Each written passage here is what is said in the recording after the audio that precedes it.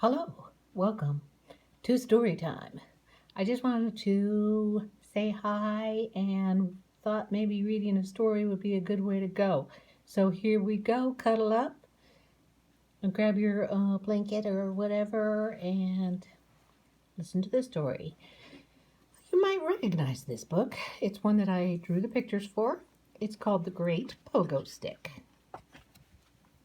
Ta-da!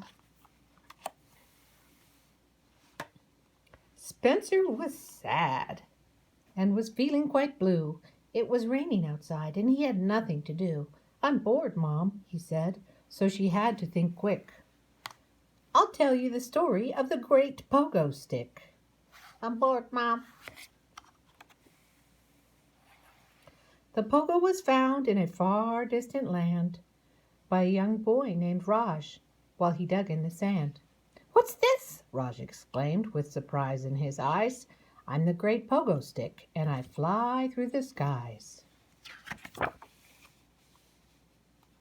"Oh my, Mr. Pogo, please take me with you to exciting adventures way out in the blue." "Hop on," said the pogo. "Away we will soar across rivers and oceans and jungles that roar." As Raj held on tight, the stick started to jump, and down in his throat he could feel a great lump. "I'm scared," shouted Raj to this wild jumping thing. "Hold on, here we go," Pogo started to sing.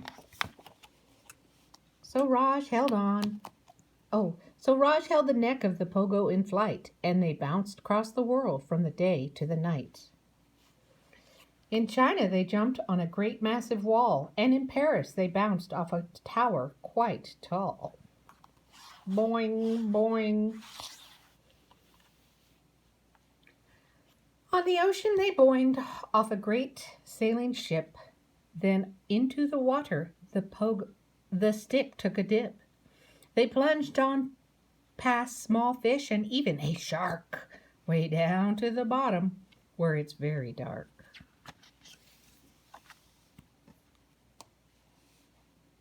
Back up through the sky Pogo flew with such ease, and together they soared on the waves of the breeze. They touched down again in the jungle so thick, and a monkey swung down and grabbed on to the stick. See this? See the critters? Oh! Now Raj and the monkey together took flight on the great pogo stick as it flew out of sight. The next stop was known as a place called Down Under, where Raj and the monkey saw many a wonder. "They're getting tubed right there." Kangaroos jumped along with the stick just for fun, till it bounced off a reef and back into the sun. Raj and his new friend waved back at the roos, and then asked the great stick, "Now what place do you choose?"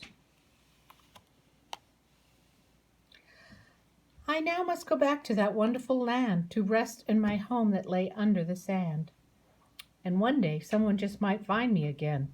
Then a brand new adventure will surely begin." So the great pogo stick took them back to their home. Their travels were over and they'd no longer roam. Though this mighty adventure had come to an end, whoops, Raj was not sad, for he found a new friend. Now the great pogo story is legend, you see. It's been passed down to many like you and like me. The great pogo stick. Is it true? Yes or no? Which one would you pick? As for me, I believe there is a great pogo stick. Spencer said, "Thanks, Mom. I'm no longer sad." His mom kissed his head and said, "Good, I'm glad." He jumped off her lap and then ran across the floor to his big sister's room, where he opened the door. And there in the corner he saw a great sight. Her blue pogo stick shining bright in the light. "Are you the great pogo?" he whispered quite low. "I am," said the pogo. "Are you ready to go?" The end. Ta-da! So if you had a pogo stick, where would you go?